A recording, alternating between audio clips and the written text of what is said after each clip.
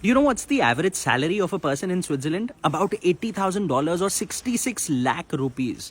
And despite Switzerland being one of the most unlucky countries geographically. Why? Because it's landlocked, no access to sea so that it could enter into global trade. Not just that, you can't even dig into the mountain to take out oil. But despite that, it ended up becoming one of the wealthiest nations in the world. How? Firstly, they realized that the easiest way to make money is to actually provide services to the wealthy of the world. So they started secretive wealth management for the global wealthy. After that, they wanted to get into manufacturing. But how do you get products on top of the mountain, manufacture it and take it to the world?